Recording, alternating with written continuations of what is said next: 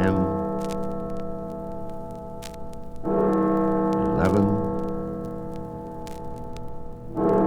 12. And we were into it. January 1st, 1867. Our century.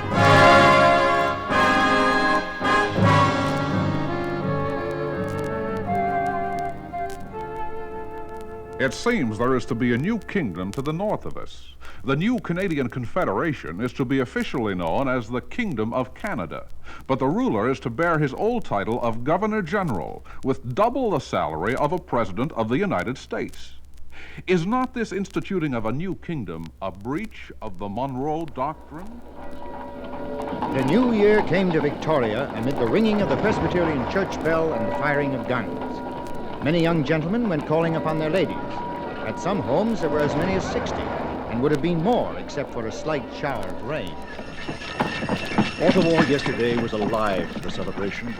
The streets were full of cutters, sleighs, and all sorts of rigging upon runners.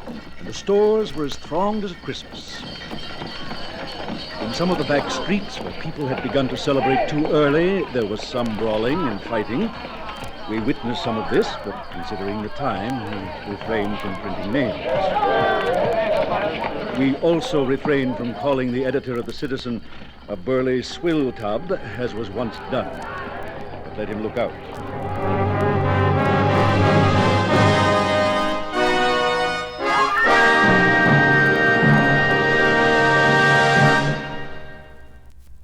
Century. Impressions of the 100 years that have seen the making of our nation. For this first day of the centennial year, we have gone to the memoirs and the history books and the archives, to files of dusty newsprint, and to the lively, living voices of Canadian writers, seeking to compose from among them all at least the hint of a pattern, some sense, however vague, of the great baffling entity, the sum of achievements and frustrations that we celebrate this year. Hardly a word that follows is our own. These are Canadians who speak to you, or Canada viewers who have come to see us. Each, like the wise men of Hindustan, has seen his part of the elephant. None would claim more, nor do we claim it for them. There is only here a man or two, a moment or two, a glimpse or two out of the many millions. Telling what? How can we tell, who do not know ourselves? That answer is your own.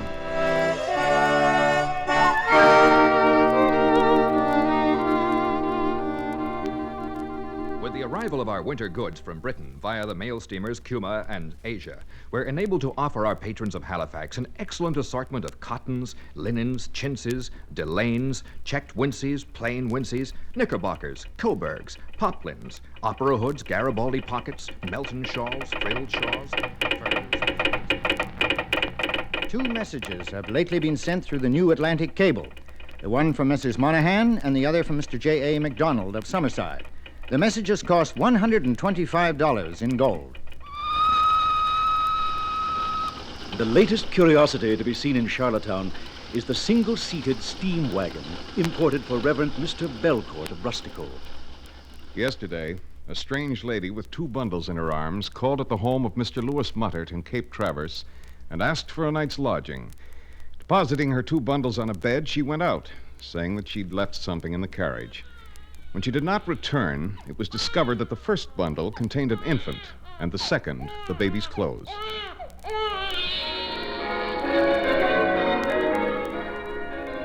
Joy to the world.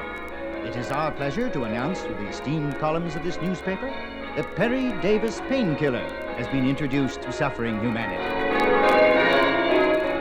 Good news for all. Mr. James Ramsden wishes to inform the citizens of Kingston that he has on hand a number of coffins of oak, pine, and walnut at all prices, and 40% less than any other establishment. He wishes to state that he never sells second-hand coffins. A stranger from Belleville, who gave his name as Patrick Bars, was hailed before Magistrates' Court yesterday, charged with being a vagrant. He had a desire to go to sea for the good of his health, and admitted that he had been 13 years from Ireland and had not washed himself during that time. The magistrate ordered him to be well washed, after which he was to have the fullest possible permission to go to sea. Mr. W.P. Lett has received a New Year's gift of a meerschaum pipe from the Queen Fire Company. A rejected suitor threw a bucket of molasses over the bonnet of his loved one as she came from church yesterday. My lover is a soldier boy. One Mary Bourne, who is on the shady side of 50 and excessively ugly withal, contracted a violent regard for a young soldier of the 100th Regiment and chose the unseemly hour 3 o'clock each morning to visit the barracks, where, not gaining admission, she would stand outside and croak forth in her own inimitable style such appropriate ditties as "My lover is a soldier boy" and the like. Yesterday morning, policeman Vachon came upon her while so engaged, and after a good deal of trouble, marched her way to jail. On his worship's ordering her to the cells for a week, she seemed to be perfectly indifferent. I've been to the barracks before, and I will again, my lads, in spite of anybody's teeth.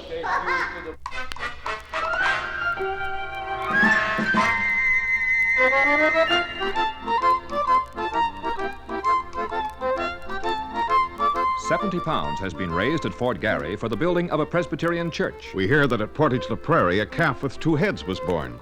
We hear that there are 20 lodges of Sioux at Portage, and Pachito is said to have obtained the consent of the Manitoba Chippewas to attack them in the spring. Buffalo are reported to be abundant in the neighborhood of the South Branch of the Saskatchewan. Most teams for the Kootenays got through with the winter supplies. Our correspondent from the Lillooet reports the weather remarkably fine. The 10 mule teams of the Bocalupi Nelson and Company are running on the portages.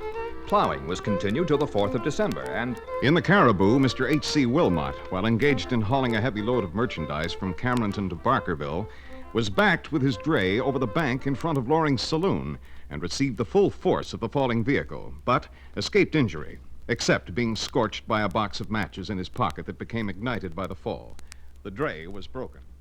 British Americans all, Canadians yet to be, going about their business, even as you and I, on that first day of January, 1867. At 5 minutes past 12 midnight, June 30th, a salute of 101 guns was sounded in Ottawa, signifying a salutation of welcome to the new Confederation. Simultaneously, all the city bells rang out, and the bonfire on the ordnance lands opposite the capital was lighted and speedily blazed up, illuminating the vast multitude of people.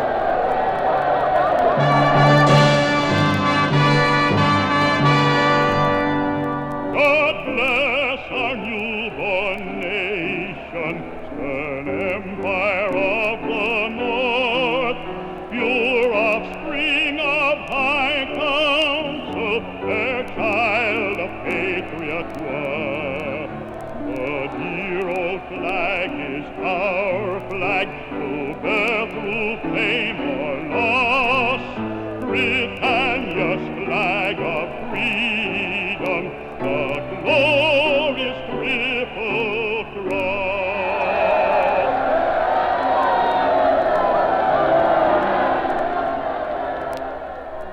After the parade, the troops were dismissed at City Hall.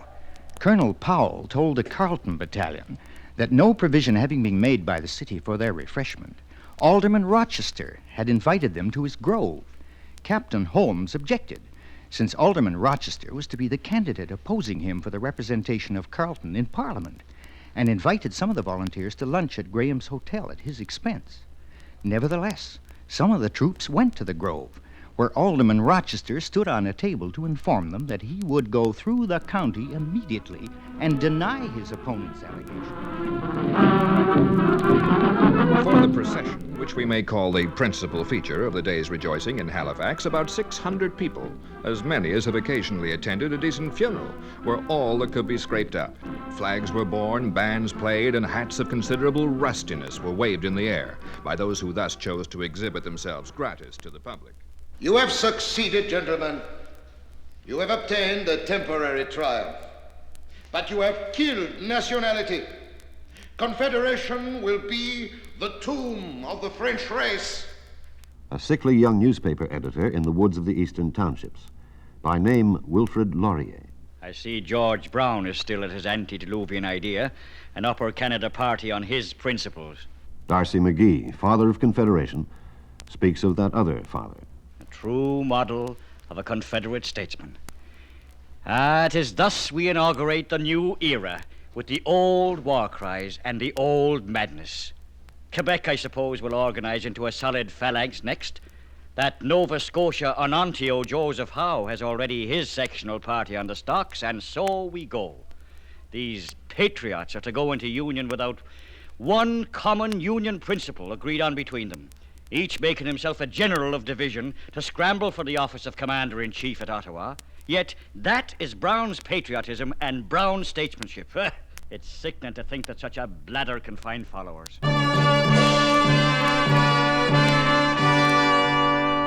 Godspeed the new dominion, thus praise each patriot soul. Its flanks are mighty oceans, its base the northern pole. Oh, noble is the royalty for earnest men to sway, and banish spears and crown with cheers our first Dominion Day.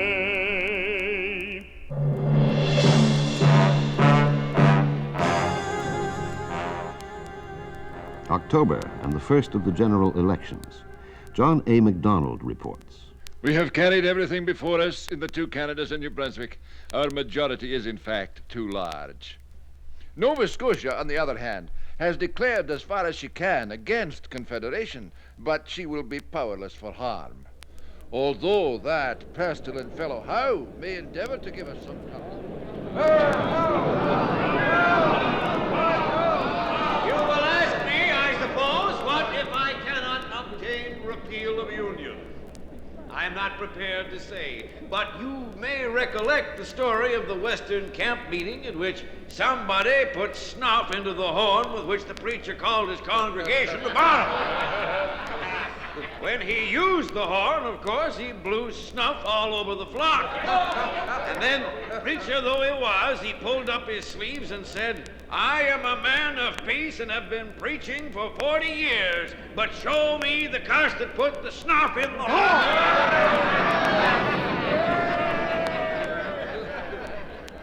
1869. Over and done, that trouble. Howe subdued.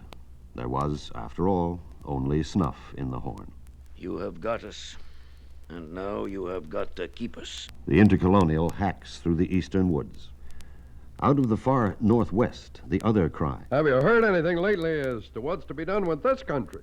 The Red River country, the land of the dark-skinned Métis, the land of Louis Riel. Governor McDougall goes out, and Governor McDougall turns back.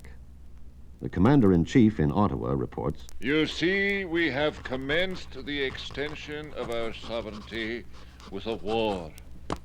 It appears that the half-breeds have been soured by all kinds of stories as to the intention of Canada to deprive them of their lands and to govern without reference to the residents. a father of Confederation sets out on a journey. Charles Tupper of Halifax. My only daughter, Emma, had married Captain D.R. Cameron and accompanied him with Governor McDougall and the other members of the party to Pembina. When, however, McDougall reached the Hudson's Bay post, 2 miles north of the U.S. boundary, he was met by 25 armed half-breeds with an order from Riel forbidding him to remain in the territory on pain of death. Captain Cameron was taken prisoner and sent back to Pembina with his wife. When my poor wife learned of the position of our only daughter, she was much alarmed. She told me I must go at once and bring her home. I left Halifax by steamer on December 3rd, bound for New York, and went from New York to Ottawa by train. There, Sir John Macdonald bade me farewell. I hope you will be able to go into Fort Garry, as no letter has reached us from there, and we are absolutely ignorant of what is taking place. I set out from Ottawa on December 13th with Mr. D.A. Smith and Mr. Hardesty. The temperature was 30 degrees below zero.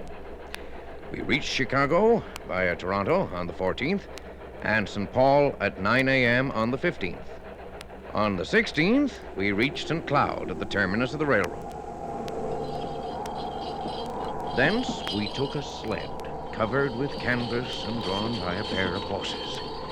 We reached Georgetown at 6 p.m. on the 20th. This was a Hudson's Bay post, the only house left standing when the Sioux Indians rose in rebellion 7 years ago, massacred all the men, and carried off all the women and children.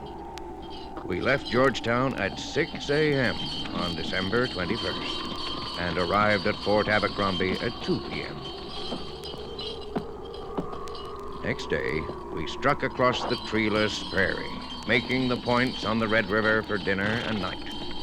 There was about a foot of snow on the ground, which we cleared away with a shovel, put an India rubber cloth on the ground, our mattress over that, and then our blankets and buffalo skins over all.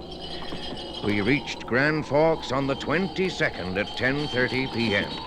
Started at 4:30 a.m. on the 23rd and reached North River at 8:30 p.m. As the horses became very tired, we walked the last 8 miles. It was very cold. We camped halfway between Salt River and Little Salt River. On the 24th, we started 8 a.m. after a cold night and bad dreams, reached Big Point at 1 p.m., 80 miles from Pembina. Stopped at Two Rivers for tea and drove on to Pembina, which we reached at 11 p.m. on Christmas Eve. We located the house that Captain Cameron was occupying, and when I walked into the room, my daughter sat up in bed. Why, Papa, what did you come for?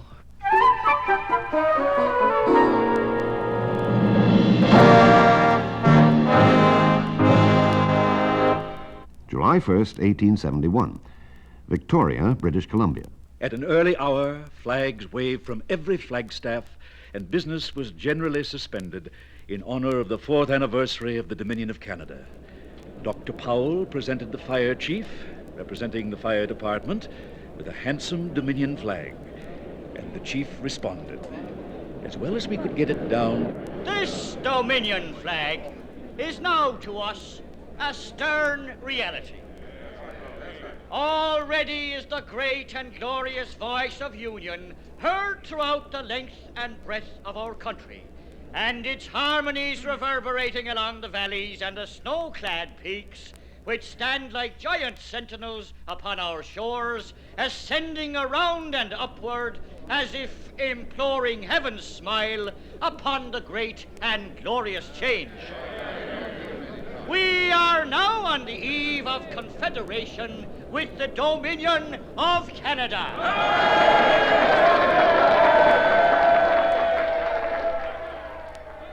And 2 years later, by the other sea, Lord Dufferin, the Governor-General, to MacDonald. I found the island in a high state of jubilation and quite under the impression that it is the Dominion that has been annexed to Prince Edward Island.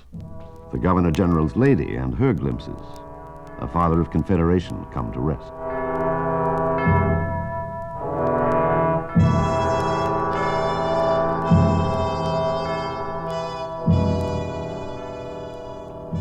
Down the St. Lawrence, we heard some music, the Dead March being played, and looking out, we saw, passing slowly in the darkness, with the chapel on board lighted up, the band playing, and bells tolling at sea, answered by bells tolling on shore, the steamer carrying home the body of Sir George Cartier. Tonight in Montreal, we attended a snowshoe torchlight procession. They wore white blanket coats, tight leggings, and red caps. In the bright night, on the snow-covered ground, with hundreds of sleighs and torches and thousands of tinkling bells, the procession moved up the mountain, a fiery serpent winding among the trees. 2 men dined with us last evening. The one, the Speaker of the Legislature of Manitoba, who has lately been tarred and feathered by the people. And out beyond the west of the tar and feathers, prairie and Indian and the buffalo still. The west of Fort Whoop-Up and the whiskey traders. Ordinarily speaking, no more wildly impossible undertaking was ever staged than the establishment of Canadian authority and Canadian law throughout the western provinces by a handful of mounted police. Out of Toronto and Winnipeg by Fargo, North Dakota. Up to the border and west. 2 weeks, 3 weeks, 4 weeks. 300 men in 6 troops, 310 horses, 142 work oxen, 114 carts, 73 wagons, 33 head of beef cattle, 2 9-pound guns and 2 mortars.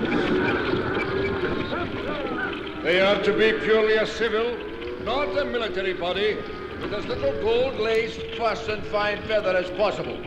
Not a crack cavalry regiment, but an efficient police force for the rough and ready, particularly ready, enforcement of law and justice.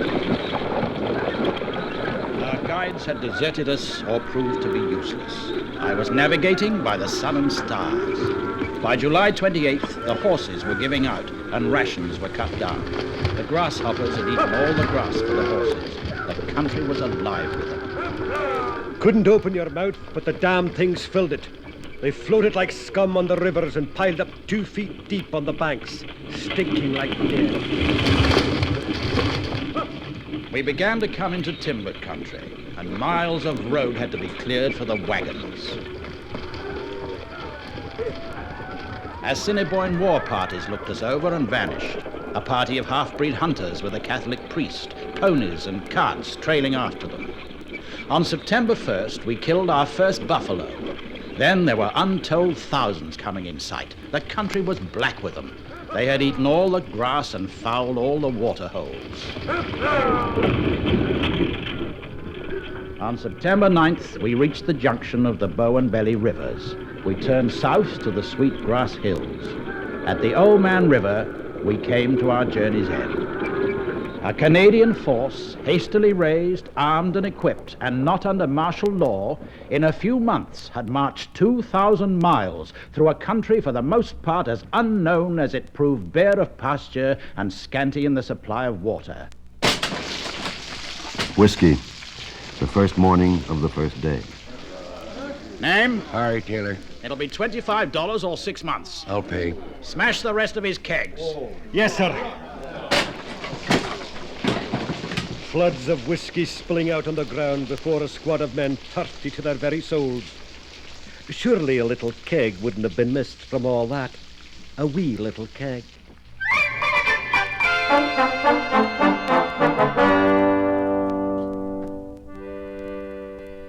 Old Sergeant Blue of the Mounted Police was a so-so kind of guy. He swore a bit and he lied a bit and he boozed a bit on the sly. But he held the post at Snake Creek Bend in the good old British way. And a grateful country paid him about 60 cents a day.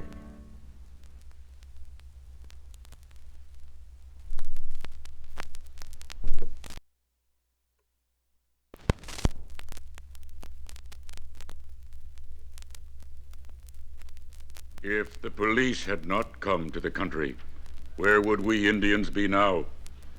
Bad men and bad whiskey were killing us so fast that very few indeed of us would have been left today.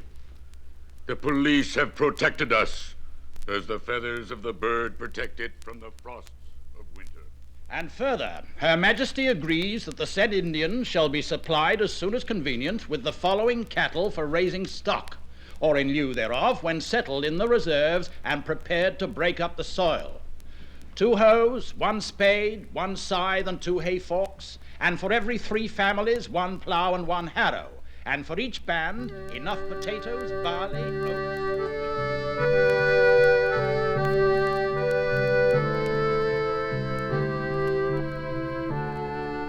Treaties. Cattle for buffalo now, the buffalo gone. Harrows and hoes and huts and reservations. Civilization coming. Indignation meeting. A meeting will be held in the Orange Hall tomorrow night for all the citizens of Moosomin to protest against the late, mean, and despicable action taken by the police in subpoenaing respectable and worthy citizens to give evidence as whiskey sneaks. thus interfering with the liberty of freeborn subjects and is likely to intimidate good citizens from entering hotels. Everyone should attend and protest against such an iron-heeled law, to bear which is to suffer worse than the slaves in Siberia. Arouse ye all!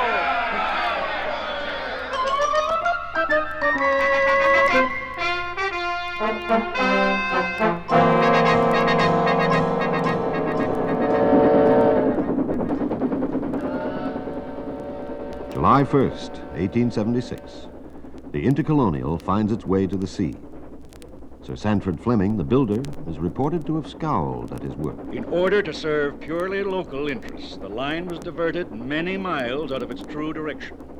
There was always some prominent politician to advocate the circuitous route. Thus, every person and every ton of goods entering or leaving Nova Scotia has to pay a charge of conveyance over many unnecessary miles.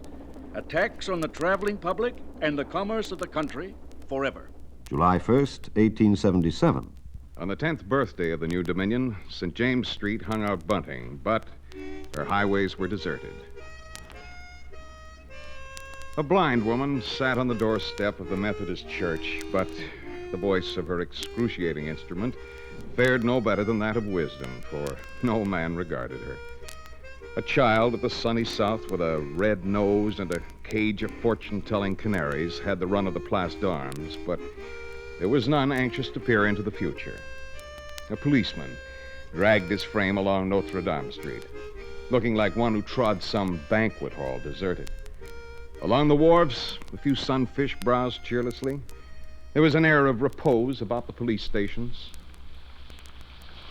The fountains in the Viger Gardens played not to the accustomed crowds of bairns and nurses and afternoon promenaders, for had they not taken what our French neighbors term the key to the fields? And so the chronicler toiled along. At the door of his office, he saw a picture of Dominion Day happiness in the shape of a yellow dog winking one eye to give the other a rest in the interval of snapping at flies. Verily, yesterday, Montreal was not at home. Money, floating capital, unused funds are more abundant than ever.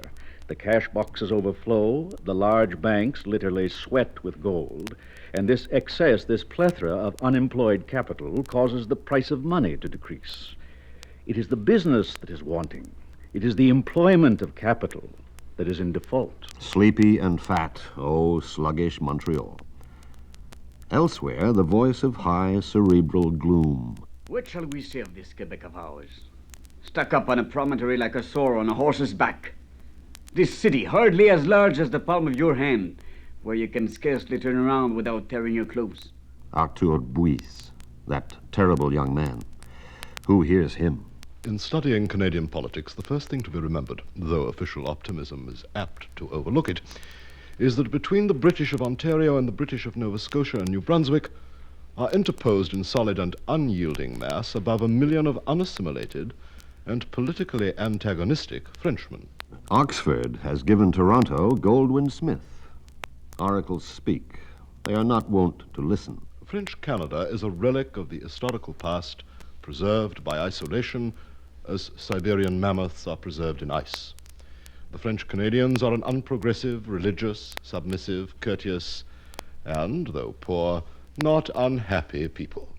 They would make excellent factory hands if Canada had a market for her manufacture. Religious, submissive, courteous, not unhappy? The mammoth rumbles, prisoned in his ice. The world is full of events. Pregnant questions are brought up. Facts of the highest importance are discussed. And all this does not seem to concern us in the least. Is there anything at all outside the province of Quebec? Yes, since we hear a vague noise, a vast murmuring that falls upon the ear without bringing anything to the mind. Gentlemen, the spectacle offered by the French-Canadian press is probably the most painful and humiliating one can witness. What has brought it so low? Why has it so little weight? It is that our national educational system is defective. I mean that it does not meet the wants of the modern world. They will be many more, these terrible young, always unheard in Goldwin Smith's Toronto. Who sees that point of fire within the ice, flickering and failing, always gnawing on? If our educational system be not entirely changed, if it be not modernized, then in 10 years hence, the line of demarcation between us and the Anglo-Saxons will be clearly drawn, leaving us, of course, in the background. Canadian nationality being a lost cause, the ultimate union of Canada with the United States appears now to be morally certain. All clear to the seers at the edge of the 1880s. Gloom in the highbrow east. Yet out by the foothills, where the Mounties went, where the first booze drank dust,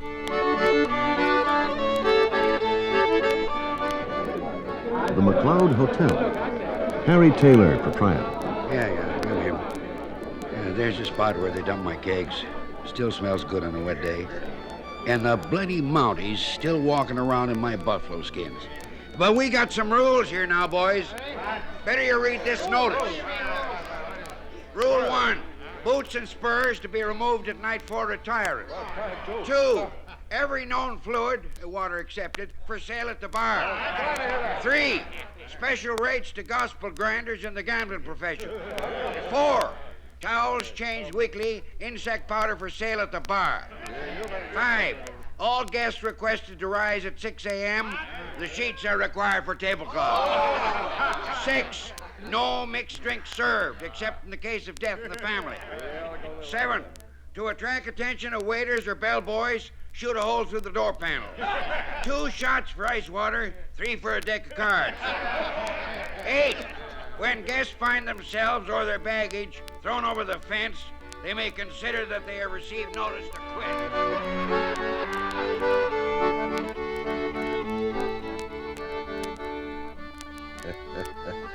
Yeah, Calgary started to come along then, too.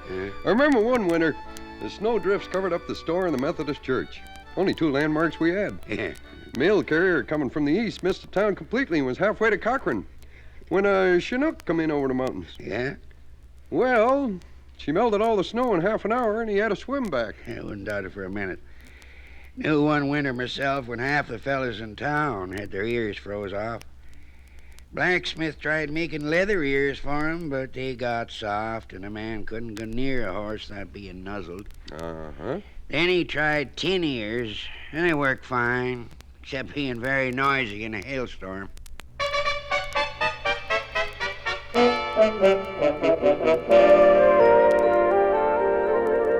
And from the east, another newer sound. Another man who had not heard those seers. One evening in June 1880, we were 6 or 7 of us in the hall. It was around 9 o'clock when the Abbé Pierre Roussel, secretary to the Université, came in with Maurice Baillarger and Trudel, the great tenor. And with them, a little man, very nervous, very excited. Almost bald in the front, an aureole of black hair which fell in ringlets behind his ears. He clapped his hands together, saying, "I've got it! I've got it! I found it at last! I've succeeded! Come, listen!" He took his place at the piano, and for a moment his fingers seemed to communicate an electric current to the keyboard. Then he threw back his head, this Calixa Lavallée.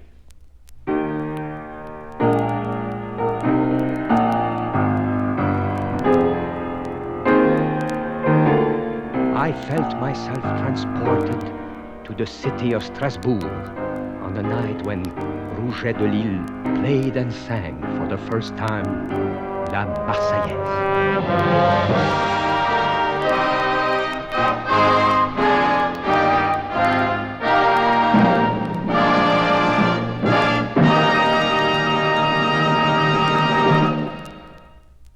Time now for the greatest of the Rubicons. Nation to be or not. If the railroad scheme is utopian, so is Confederation. The two must stand or fall together. Until this grand work is completed, our dominion is little more than a geographical expression. Thousands of men and mules and horses slipped into their togs unharnessed night and day. The grass that fed the buffalo was turned over, the black alluvial mold laid bare, the bed leveled and scraped. The CPR. Ned Pratt, the poet, tells of its going west. Subcontractors, gangs of engineers and shovel gangs for bridges, culverts, gangs of mechanics stringing wire, loading, unloading, and reloading gangs, gangs for the fish plates and the spiking gangs. The promise which looked first without redemption was being redeemed. From 3 to 7 miles a day, the parallels were being laid. Though eastern throats were hoarse with the old question, where are the settlements? This was an act of faith indeed, substance of things unseen. A Northwest wildcat. The Wall Street Daily News, November 17th, 1883. There is one stock on the list whose pretensions deserve to be thoroughly exposed. The Canadian Pacific is masquerading around as a 5% security. It is a dead skin, and any investor who buys the stock on the humbugging pretenses made for it will lose every cent. On the North Shore, a reptile lay asleep. The rubbing of her back, these little jabs of steel were like the burrowing of ticks. These she could stand. But when the breed advanced west on her higher vertebrae, kicking most insolently at her ribs, pouring black powder in her cavities, and making not the clouds but her insides the home of fire and thunder, then she gave them trial of her strength. The trestles tottered, abutments, bridges broke, her rivers flooded. She summoned snow and ice. Muskeg. She took 3 engines, sank them with 7 tracks down through the hidden lake. Lord Stephen to John A. MacDonald, December 10th, 1884. The credit of the company, both at home and abroad, is at the moment gone. I feel like a man walking on the edge of a precipice. The Treasury officer counted his cash and securities, went to his home and valued his paintings, his statuary, his furniture, his household linens, china, and silverware. The old gentleman looked over the long list carefully and without the flicker of an eyelid, signed it all away. The big one was the mountains. Seas, indeed. With crests whiter than foam, they poured like seas. Whether alive or dead, the bush resisted. The ice could hit men as it hit the spruces. Even the rivers had betraying tricks, all leagued against invasion. At Hell's Gate, a mountain labored and brought forth a bull, which stranded in midstream was fighting back the river, and the fight turned on the men. As hard a challenge were the precipices, worn water smooth and sheer 1,000 feet. Out of 100 men, they drafted sailors. They lowered them with knotted ropes and drew them along the face until the lines were strung between the juts. Barefooted, dynamite strapped to their waists, the sappers followed, treading the spider films and chipping holes for blasts until the cliffs delivered up their features under the civil discipline of roads. But that was not enough. Sir John had yet to dip and scrape farther into the public pocket. I don't know how Council or Parliament will take it. March 17th, 1885. MacDonald to Charles Tupper. Stephen asks for a loan for a year of 5 millions. That Tilly can't face. How it will all end, God knows, but I wish I were well out of it. And out on the prairies where the line lay dead, the gap to the east, the gap to the west, still open. From Superintendent Crozier, Northwest Mounted Police. Half-breed rebellion liable at any moment. If half-breeds rise, Indians will join them. Riel again, the Métis and the Indians. The slow steel crawls, but brings no promise here. Where grass torn up are 2 iron lines laid down, stretched away east and west as far as I can see. I say to myself, what is this? Hey, yes, I know.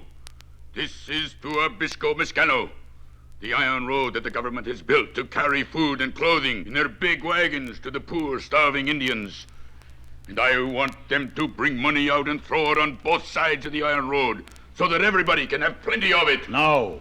I will lash the telegraph wires until they sing of our need. For the 3rd and last time I ask you, and when you answer, speak loud so every Indian can hear. Will you give us beef?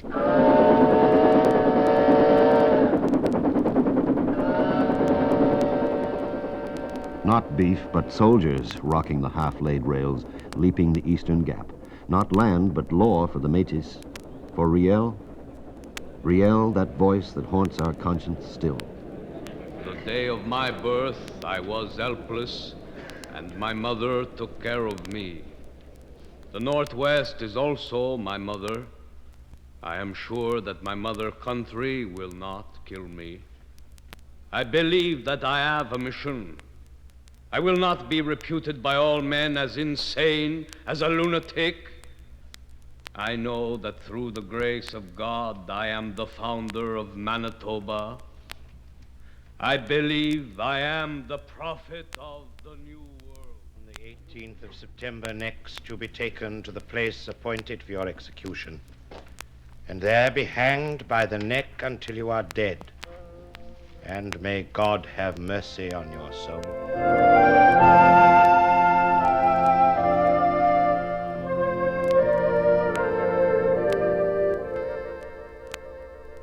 An electric current is running through Quebec. It was generated in the slip of a rope on the scaffold at Regina, and it will end. Where? Why is it that this traitor, this apostate, this madman holds so great a place in the mind of the people? What is the mysterious force? Riel will leave no trace in the memories of man by the work he has done, the ideas he has given forth, the doctrines he has preached, and yet his name marks a deep furrow in the political soil of our young country. The reason is that the hand that placed the gallows rope about his neck wounded a whole people. It is because the cry of justice calling for his death has been drowned by the cry of fanaticism calling for revenge. And for the Indian allies of Riel, Cameron, the trader, speaks, the Indian's friend. I walked over to see Wandering Spirit, the war chief of the Crees. He lay outside his lodge, screened from the sun by a blanket on poles above his head, wounded and waiting to be taken to the jail in Regina. Have you anything to trade? I asked. No. He looked toward the lodge. Tanus. His daughter came. He spoke with her in a low voice, then stretched out his hand to me with a 10-cent piece in it. At least I have this. She will spend it with you. Upon the meeting of the workmen from east to west on the Canadian Pacific Railway, the traveling post office called End of Trail Rocky Mountains ceases to exist. Agalaki, British Columbia, November 7th, 1885. The spike was driven home. The silence, however, continued. And then suddenly, the subdued enthusiasm, the pent-up feelings of men found vent.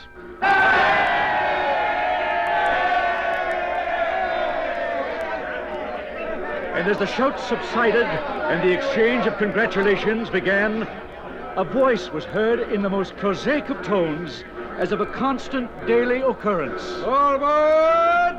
For the Pacific!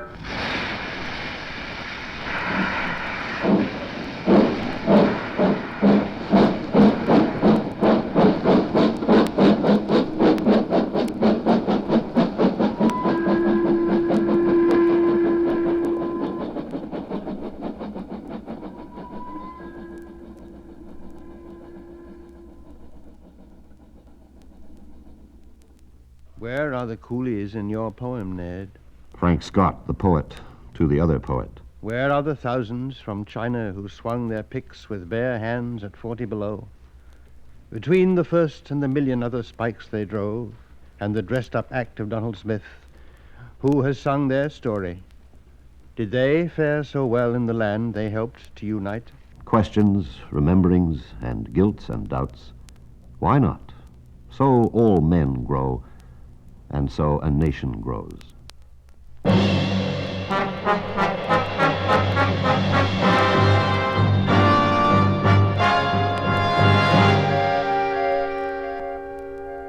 the latter part of 1890, not quite a year before his death, Sir John A. MacDonald called me to his house. He was sitting before a table strewn with cards. P.D. Ross of the Ottawa Journal remembers. How do you do, Ross? You seem to be surprised, I notice. Ross, you are getting a sidelight on the beauty of public life. Sometimes I take a half hour after lunch and indulge myself with a game of solitaire. Outside of my family, where I've always been happy, you see me at the only sort of recreation I have allowed myself during the past 30 years.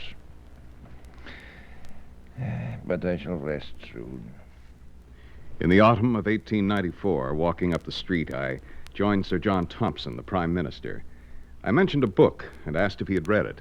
No, I would not have the time. I haven't read anything but newspapers and public documents for the past couple of years. My life just now is merely a matter of wearing a rut between my bedroom and my office. I am looking forward with pleasure, I can tell you, to my coming visit to England. Where, a couple of months later, in Windsor Castle, he died.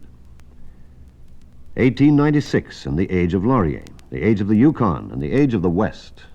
North to the passes, following the tinsel dream. West for the land and wheat, the great flood loosed.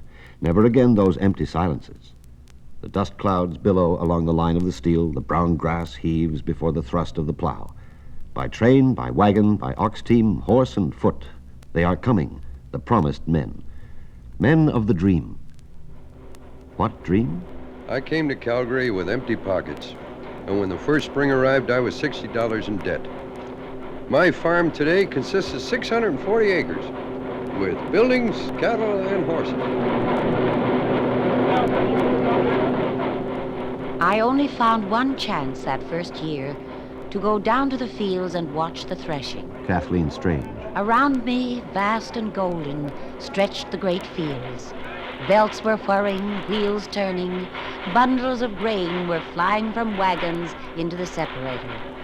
And from a funnel on one side, a steady stream of chaff and straw was being blown into a huge stack. Here was wheat, steadily flowing from the field to the bin, ready to go out to feed the people of the world.